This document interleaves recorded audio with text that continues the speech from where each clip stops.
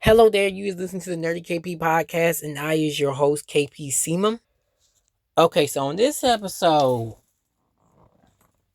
I really didn't have anything planned, but I just thought of a topic that is honestly, if you go to any film page, if you see the movies coming out, if you are a movie fan of any kind, then the subject of live action remakes is high. It's a high topic, especially with two of the most iconic films who were co-written by the same man, Dean Dubois. I think Dubois or Dubois. I don't know how to pronounce his last name, but let's just say he was a writer on both the original animated Lilo and Stitch and the animated and live action, all three animated and live action How to Train Your Dragon films.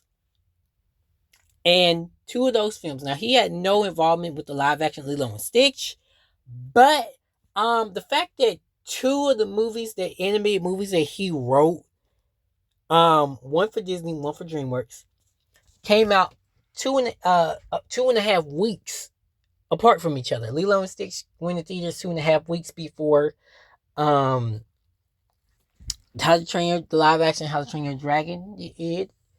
Now, I've not seen either live action version. I grew up on both of them. I literally rewatched Lilo and Stitch 2 nights ago, and the animated version. And man, the nostalgia. Oh my goodness, they don't make animated movies like that no more. I'm be honest. I'm gonna be real honest. They don't make animated movies like that anymore, and this is a sad thing. We gonna bring it back, and guess what?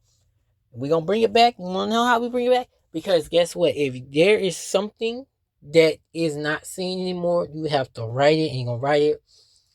Um, this is off topic of the main subject of this episode, but yesterday, um, we were talking about judge shows, and anyone that knows seen Steve Harvey's talk show, you heard of Lynn Richardson, and she got her own judge show. Now, Lynn Richardson, she is a real estate agent who is teaching people about finances outside of real estate, which did not make any sense because her stuff all goes to real estate. But that's nonetheless. All I got to say was if a failed real estate agent who had to go into other areas of expertise can get a judge show, Steve Harvey can get a judge show, and the comedian Miss Pat can get a judge show. Okay, y'all guys check out Miss Pat's judge show because that's awesome. And I was like, why don't I have a judge show? My grandpa said, why don't you write it? And that is the main point of what I was saying. Why? And that's what I'm gonna do. I'm gonna write, man. If I get a judge show, let me tell you something. Let me tell you something. It's gonna be wild. But back to the subject at hand. Um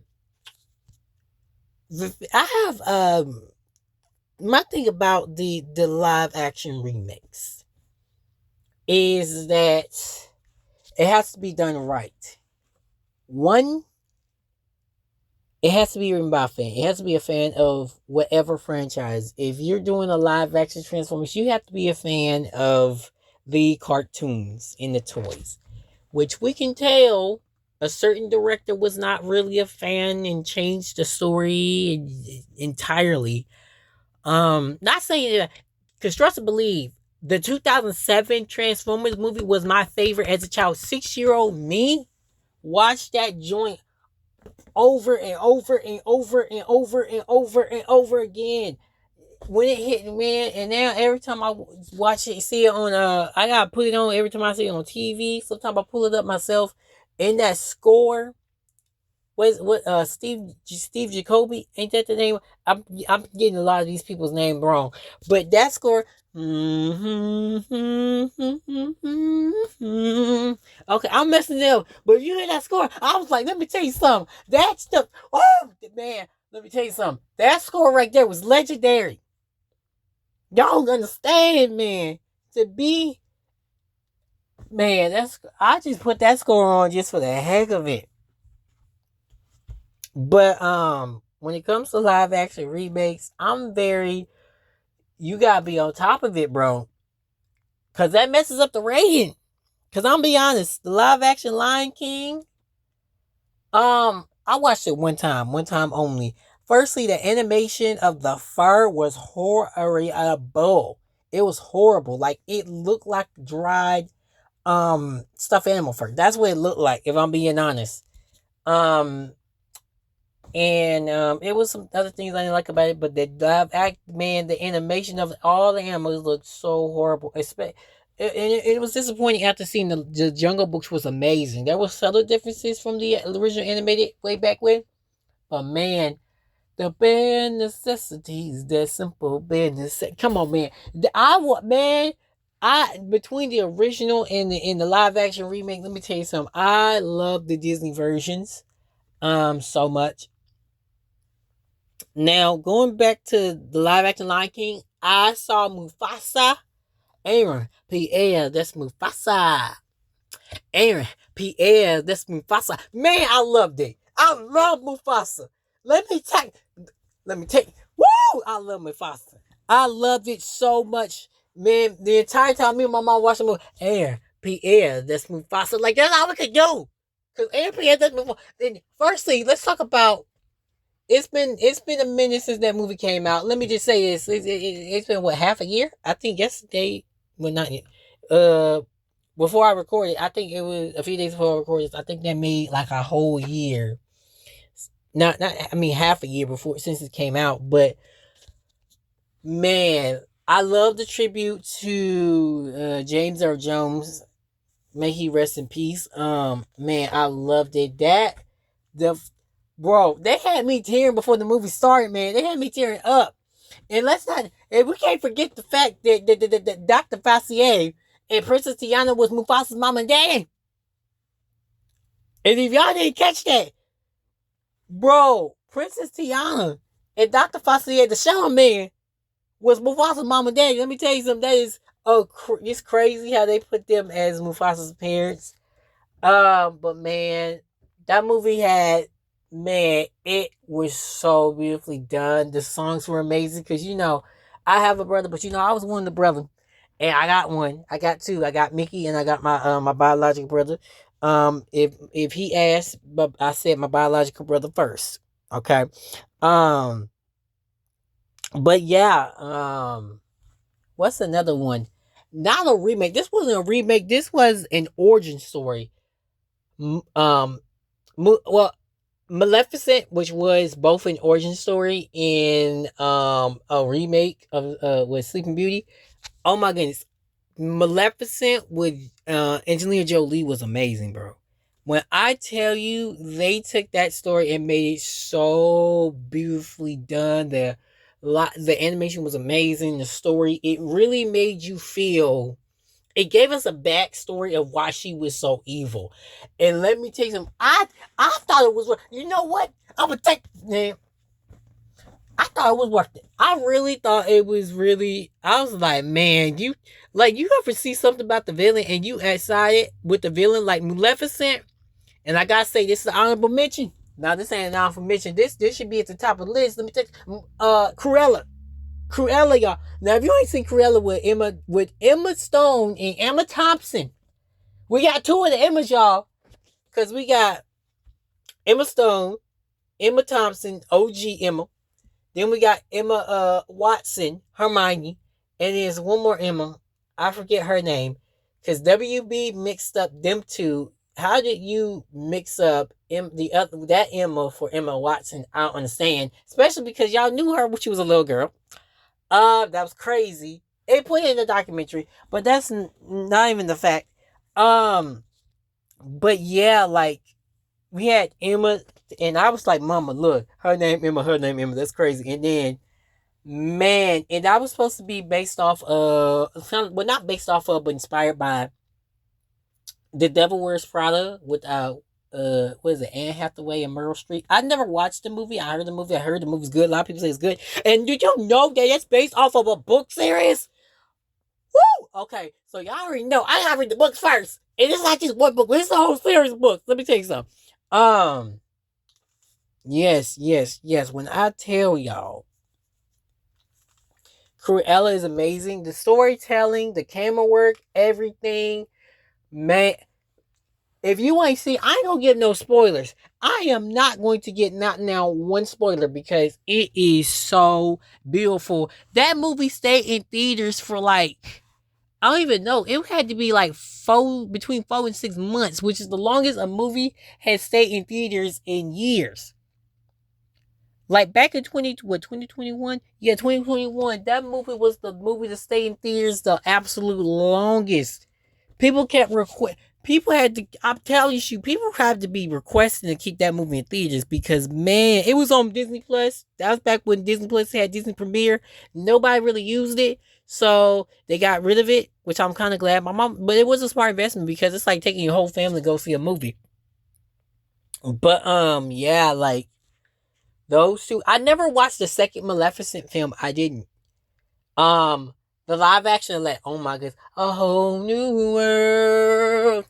Oh my goodness! Now I am a fan. Me and my sister, but we are a fan of the animated Disney animated Aladdin, and the live action Aladdin did not disappoint. Oh my goodness! When I tell you it didn't disappoint, my daddy, who hates musical, my daddy does not like musicals whatsoever. He cannot stand them. Let me tell you something. This man watched it on his own accord. My daddy can't stand watching musicals, but he watched this movie on his own accord, which tells you something. God rest his soul, man. I miss my daddy. I love my daddy. Um, man, but to see my daddy watch, he's like, man, I love that part. And he was telling what was his favorite part, and it was during the song, by the way. His favorite part, one of his favorite part of the movies was during the song. And man, when I tell you that's how good the live action line was, people clown on Will Smith playing Genie, but y'all better show him love for that, man. Y'all better show Will Smith some love for playing Genie. I loved his portrayal, him and Robin Williams. Okay, and you can't compare them. You just gotta love them in their own uniqueness. I love how they didn't try to recreate anything that Robin Williams did and gave it its own unique flair. The with that big Willie style, you know what I'm saying? So yeah, like I have to say it was so unique to Will's style that we have to applaud Disney and Will Smith and an honorable mention DJ Kelly for creating such a unique version of Never Have a Friend Like Me. And definitely Zayn Malik with that A Whole New World. And who else was on that? Was it Ariana Grande? I can't remember. I really cannot. And okay, since we are on the subject of Emma Watson anyway, live action Beauty and the Beast. Now, if you know anything about me, Beauty and the Beast, Disney's Beauty and the Beast, both. Well, firstly, the animated is one of my favorite movies. Not only is it one of my favorite movies, but it's one of my comfort movies. It's the movie I put on when I just need to chill. So when the live action came out, let me tell you something. I loved it. Emma Watson, who I had a crush on. I loved her as Hermione. She will always be Hermione to me. As I said in previous episode, it don't matter who they cast in this new Harry Potter show. Uh, Emma Watson will always be Hermione. Rupert Grint will always be Ron, and Daniel Radcliffe will always be Harry. That's it. That's it. But man, I loved it. Luke Evans was the perfect person to play Gaston. He practically looked like the real, like he practically, it's like they modeled Gaston off of him anyway. So, and I gotta give a shout out to a legend in Disney in Adam Sandler and just comedic history, Josh Gad, who is one of the most hilarious dudes this side of the industry. Musically gifted. It always has them crazy ad libs like smacking the soldier's button, pixels, and when he said he was a lyric Beauty and the Beast, it Samantha, okay, he's like, I don't know no Samantha. That was no, that was ad lib. That was ad lib. Yeah, let me tell you something. I want to work with this man. I truly want to work with this man because he is comedic genius. Like in his lines, be like, "Oh yeah, that was ad lib," and man, it made the movie. Well, that Samantha part had me and my family rolling. I don't know no Samantha. It's like you don't know no Samantha. He's like, "You don't know, I don't know no Samantha." Like then he continued calling Samantha. That's crazy.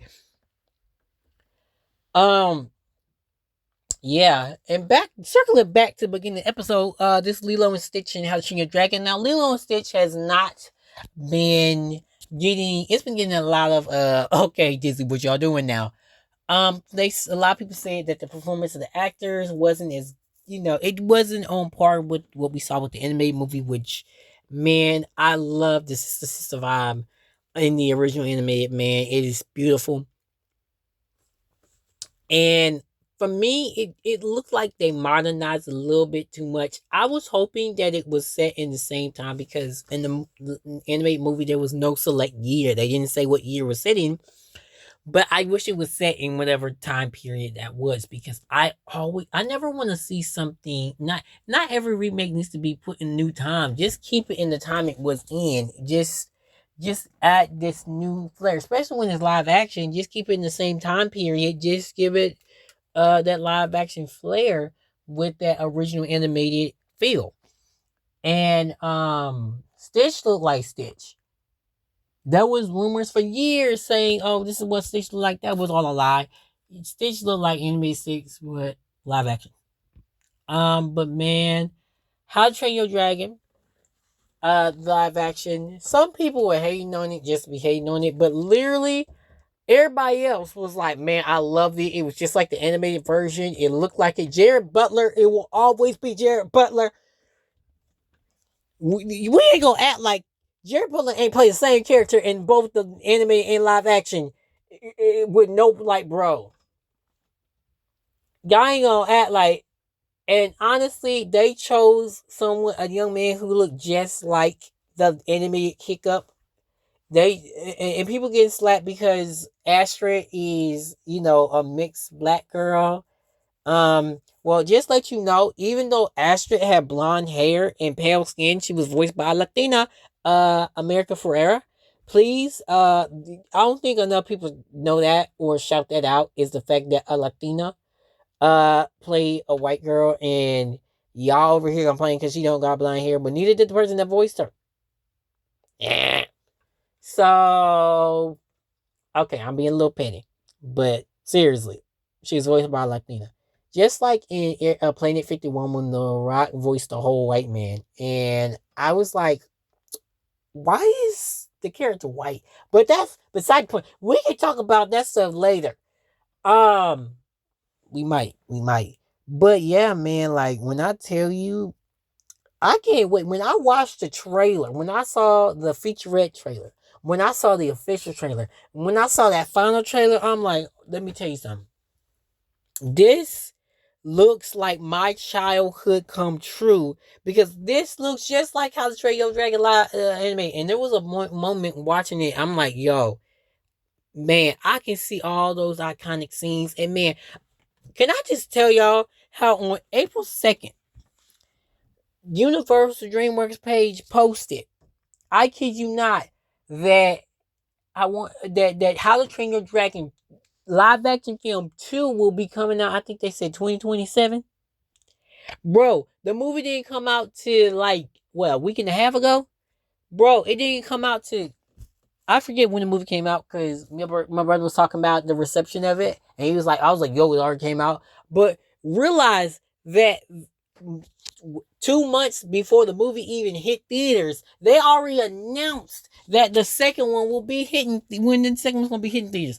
Do you understand how big something is for them to already say before it even releases in theaters that a second one is about to start being made or in the making or has been made?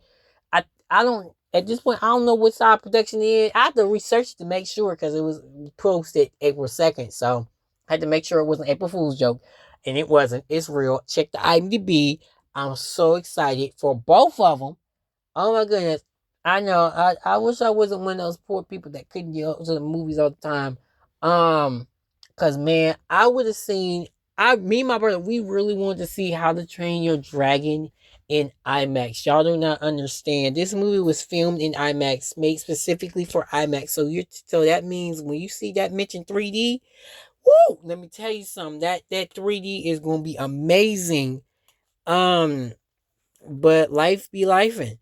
And same thing for Lilo and Stitch. I asked a couple friends of mine how the movie was, and they said it was the animated was better. That was what they said. And I watched the movie not to rewatching the animated one and seeing Agent Bubbles agenda in the live action. They changed it completely, and I'm like, oh, I may not like this one.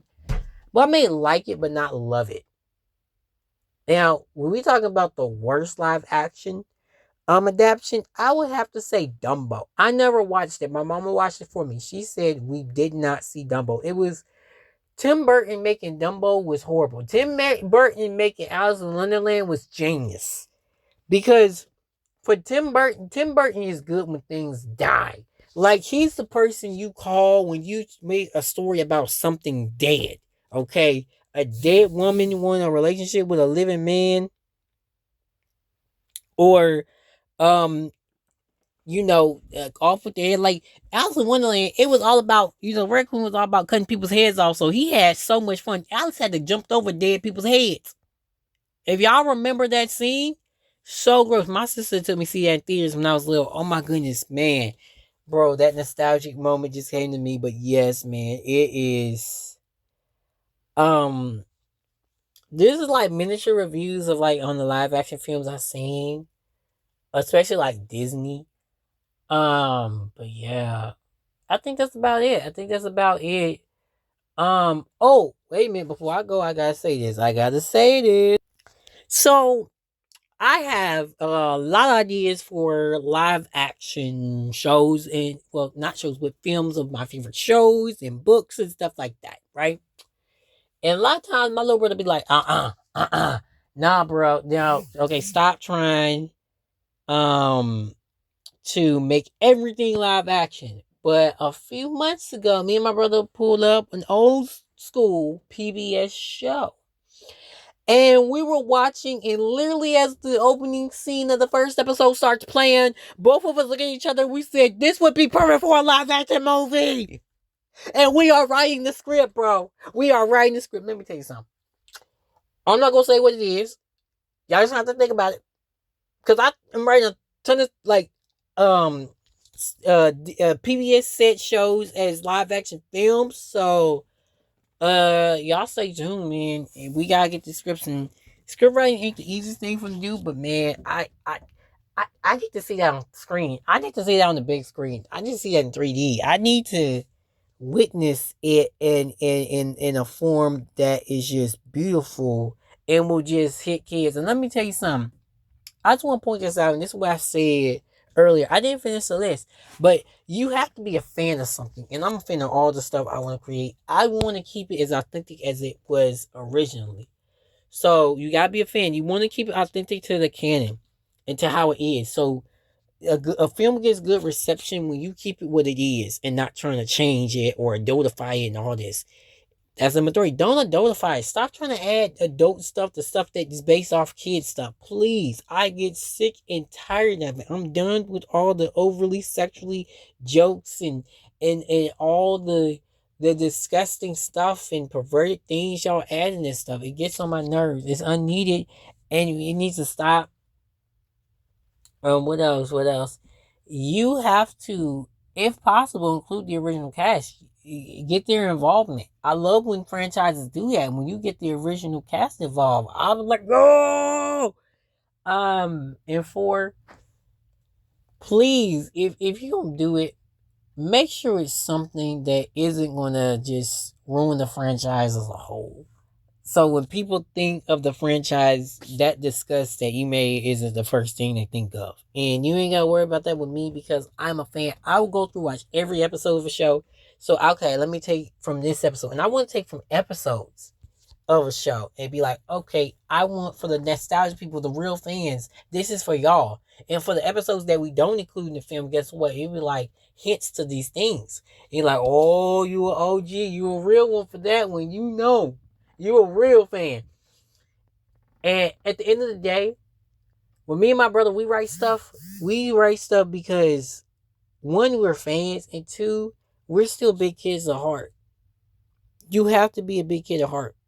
That's number 6. Number 5, be a big kid at heart, man. I think too many people try to adultify things and how to take away the innocence, man. I want to keep the innocence and put it in there theatrically and just, yeah. So stay tuned for that stuff. We're going to have scripts lined up, man. And rather selling it or putting or fighting to get it on screen ourselves, we going to do it. But man, thank y'all for listening. Thank you for everyone that's encouraged me to do these podcasts. I truly appreciate it. Y'all do not understand what it means for people to want to hear your voice, want you to share your voice, your thoughts. It is amazing. I thank y'all. To everybody that plays video, every outcast that played video games or been a fan of a franchise that no one else liked, to all the people that watch anime before everybody named Mama did, please, y'all doing y'all thing. Keep on being nerdy. Keep on being geeky. Don't let they turn that back into an insult. We done turned that to a compliment. Call me a nerd, a geek.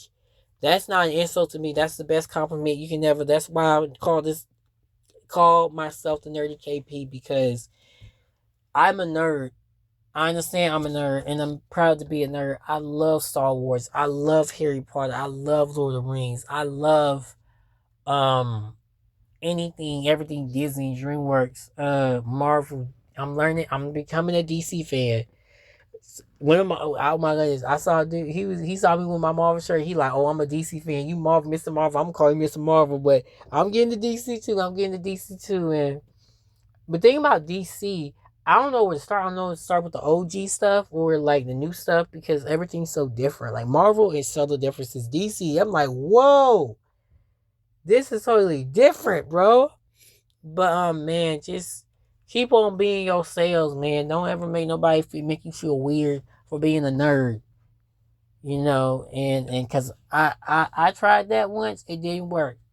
That nerdiness is still in me. So y'all stay nerdy, be blessed, all love. Okay, also, please hit me up at the Nerdy KP on Instagram, KP Sema on Facebook and TikTok. Y'all can DM me, talk about topics y'all want me to talk about on the podcast. And just share how your opinions on everything. Um, and just let me know what y'all think, what y'all want to talk about. If y'all want to be featured on the podcast, we gonna make it do what it do. Because I do want to have other people on here. I do want to have other people on my podcast. I don't just want it to be me talking all over the place. I do want have other people on here. But peace, y'all.